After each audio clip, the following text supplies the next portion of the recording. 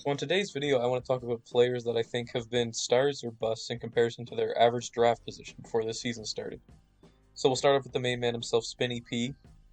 This one might be a bit controversial, but I feel like he's just been average. This is the first time I've given an average rating, but he's underperformed to start the season off, but this past few games he's been trending in the upwards direction, and I don't see any reason why that wouldn't continue.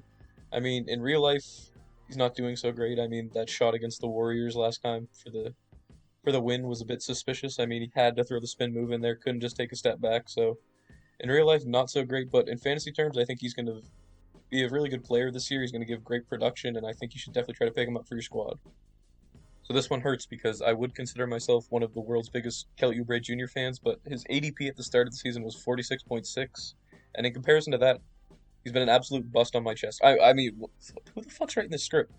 He's been an absolute bust. I mean, he's just not knocking the threes down. He's not making good decisions with the ball. He's really struggling to get a grasp on Golden State's offense. I mean, defensively, he's bringing it, but it's hard to accumulate a lot of defensive stats unless you're like a block machine or you're stealing cookies left, right, and center. So for now, I would say he's been an absolute bust. I mean, I think the shot is going to come back, so I would definitely keep an eye on him in your league, but so far, definitely some lackluster performances out of my man Kelly Oubre.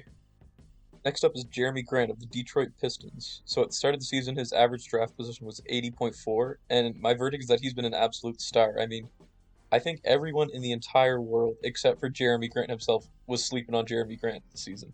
I mean, his off the dribble game has improved at a monumental rate. Like, I did not think he would be this good. I mean, the Pistons offense is pretty much just running Jeremy Grant isolations for buckets, but it's not translating to games won. But I mean, he is scoring efficiently, and that makes him a really good fantasy player. I mean, I would definitely try to pick him up or trade for him if he's in your league. I think his value will maintain. He's averaging 25 points a game. Couldn't see that going any lower than 23, so definitely a solid piece to add to your roster, and I would try to get him in all league formats. On to another star, we have Domantas Sabonis of the Indiana Pacers. So his ADP at the start of the season was 40.4, and my verdict is he's been a star in comparison to this. I mean, he is just a double-double machine, and for fantasy purposes, that's just even better. He's averaging 30.4 fantasy points per game so far this season, and with his efficient post scoring, he's always going to be able to rebound the ball. I think he's just a solid pickup to have in your league, and I would definitely try to get him for your team because, like, even on a bad night, I think there's no way he gets you any lower than 20 points just the sheer amount of rebounds he's grabbing. He's also a pretty good passer. I mean, he's averaging, what is it on the season? 6 assists a game. I mean, for a big man, what more could you really ask for? So I would definitely try to pick up Sabonis, and he's definitely been a star so far this season. So next up on our list, we have Buddy Hield of the Sacramento Kings. His ADP at the start of the season was only 83.6, but just because of how garbage he's been, I feel like I had to throw him on the list as a bust. I mean, in my opinion, I feel like Tyrese Halliburton is already better than Buddy Hield. I mean, that might be a bit of a hot take, but I think he's shown more promise for their team, and I really don't think they need Buddy Hield.